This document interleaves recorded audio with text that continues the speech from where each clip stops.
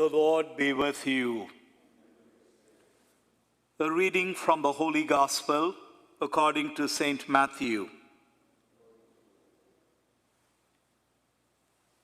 When Jesus was speaking, an official came forward, knelt down before him and said, "My son has died.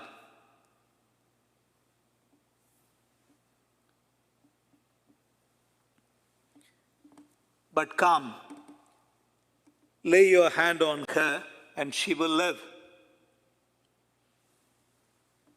Jesus rose and followed him, and so did his disciples. A woman suffering hemorrhage for 12 years came up behind him and touched the tassel of. She said to herself, "If only I can touch his cloak, I shall be cured." Jesus turned around and saw her and said, "Courage, daughter, your faith has saved you." And from that hour, the woman was cured. When Jesus arrived at the official's house and saw the flute players and the crowd who were making a commotion, he said, "Go away, the girl is not dead, but sleeping." And they ridiculed him. When the crowd was put out, he came and took the girl by the hand, and the little girl arose. And news of this spread throughout all the land. Sisters and brothers, the Gospel of the Lord.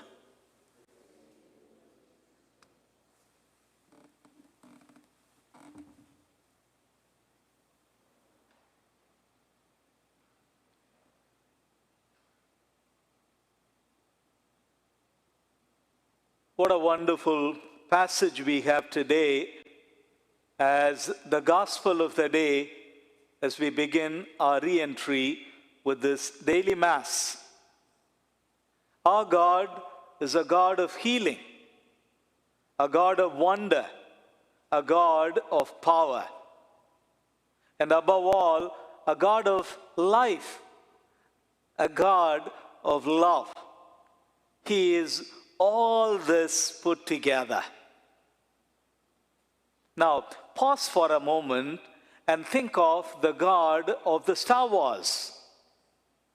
May the Force be with you. It sounds so very impersonal. There's no flesh and blood. There's no spirit. Although the director may disagree with me. You know, an impersonal God and a personal God.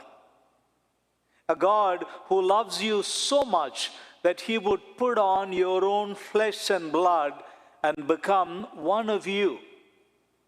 A God who loves you that he would make his dwelling within you, not just among you. And so, the God that we have, the God who is with us, the God who is for us, is this personal God.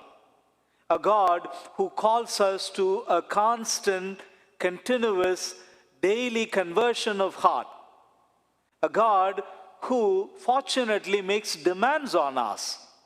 He tells us how to live our lives, how to live, and he even teaches us how to die. And it is this God that is in our midst, healing wounds and warming hearts. It is this God whose mere touch, or the touch of whom, we can be healed and made whole again. Or when he touches us, we come alive. If you have some time, read Ezekiel chapter 16. How when God's breath is breathed into dry bones, they all come alive.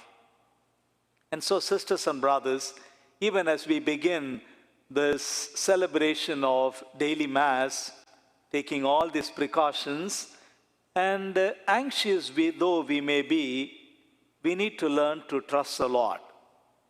I'm not telling you take off your mask, get close to each other, shake hands, and throw all caution to winds. No, that's not what I'm saying. All I'm saying is God does what He does, and we need to do what we need to do.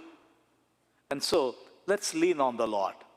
Let's trust the Lord to lead us out of this pandemic times, and let us hold one another in our prayers as we try to touch the Lord, and as the Lord reaches out and touches us.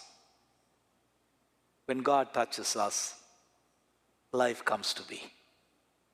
When God touches us, we are made whole. When God touches us, we are cleansed. Remember the story of the leper or the person with leprosy?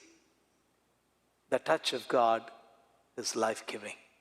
And so let us, as we come forward and receive the Lord in person, physically in the form of bread, allow Him to touch you, to heal you, and to make you whole again.